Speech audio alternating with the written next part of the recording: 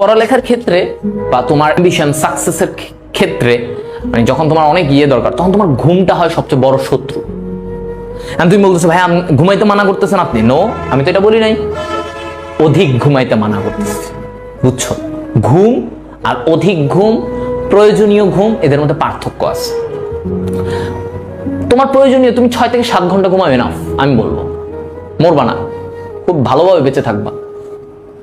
কিন্তু তোমরা ঘুমাও 10 ঘন্টা 11 ঘন্টা, সকাল মানে রাত দুপুর মিলায়ে 10-11 ঘন্টা তো ভাই ঘুমাই, ভাই ভাল লাগে ঘুমাইতে, এটা হয়। তো এই 10-11 ঘন্টা এই যে যারা এরকম বেশি ঘুমায় লাভ হয় না। আমার অ্যাডমিশন টাইমে, আর আমি এটাও বলবো ক্রুশিয়াল টাইমে মাঝে মাঝে তুমি যদি কমও ঘুমাও কোনো সমস্যা নেই, এটা অল্প সময়ের জন্য। এখন লং টার্ম যদি তুমি কম ঘুমায় থাকো এটা তোমার জন্য, শরীরের জন্য অবশ্যই খারাপ।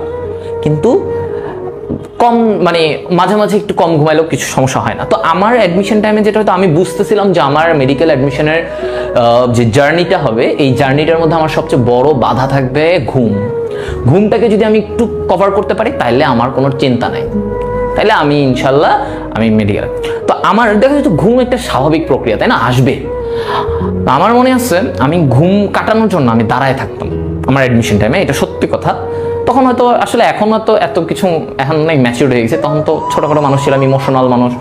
অ্যাডমিশন টাইমে আমাকে পাইতে হবে, অনেক জেদি একটা ব্যাপার স্যাপার, জেদ কাজ করতেছিল। তা আমার তখন অ্যাডমিশনের ওই টাইমে আমি এই ঘুম আসলে আমি দাঁড়ায় থাকতাম, এরকম সোজা দাঁড়ায় থাকতাম। আমি বলছি যে আমি ঘুমাবো না, দাঁড়ায় থাকতাম। মনে করো আমার ছিল একটা টেবিল চেয়ার ছিল, তো চেয়ারে বসলেও ঘুম আসতেছে, আমি দাঁড়ায় থাকতাম। দাঁড়ায় থেকে টেবিলটা এখানে ছিল, আমি বইটা রেখে পড়তাম। এভাবে টাইম গেছে অনেক।